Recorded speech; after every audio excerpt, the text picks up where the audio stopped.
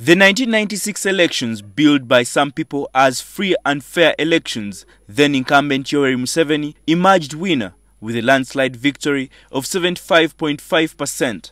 This made him the first democratically elected president of the Republic of Uganda. In 2001, Museveni triumphed after a hotly contested election, beating Dr. Kizza Besigye by scooping 69% of the votes. Then in 2006, under a restored multi-party system of government, President Museveni won the election with 59%, a substantial decline compared to the previous elections. But what was responsible for the decline? Around 1996 up to 2001, the president and the NRM was not a selling party in northern Uganda. And the main factor in northern Uganda, I think, remains the war. The war and displacement of people, the suffering and almost lack of government input was making the people feel that the NRM government was actually anti-northerners in general. Government made a terrible mistake of arresting Dr. Kizza Besigye at a time of election. So this created a martyr in him. President Museveni will now serve the fourth elective term. Recent reviews, surveys and polls have been showing that he's gaining numbers. This concept of popularity, we have to be a little bit careful with it, because until recently, Mubarak was voted with over 90%.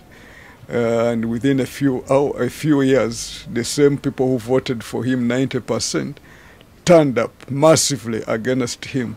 So I'll be a little bit guarded to describe Museveni as popular or not popular.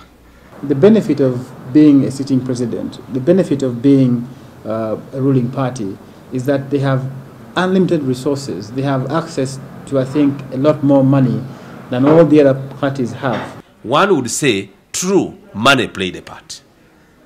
But then, people may reject you no matter how much money you pour in an area. So I think apart from money, which NRM must have used like other political parties also used, the message and the package of the message by the president was good. Some analysts attribute the popularity to the president's social programs like universal primary and secondary education, but they also believe the ruling party is taking advantage of internal party wrangles in the opposition parties.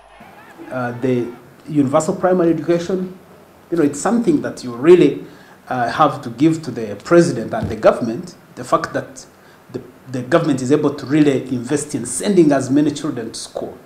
Now, many of us have issues with the quality and the fact that we know that our government can give better to our children. But that notwithstanding, ordinary people out there still see that as an important action by the president. Sometimes I watch the opposition going around the country speaking as if you're in 2001. They have not been able to change their message. They have the same consistent message. President Museveni has been very adaptive. He's been able to change with the tides. I mean, this time he did a rap for the youth. He knew that the biggest percentage of voters in this country are young people. This politics of district formation, it's not accidental that when you look at the preliminary results, new districts, Museveni has performed quite well.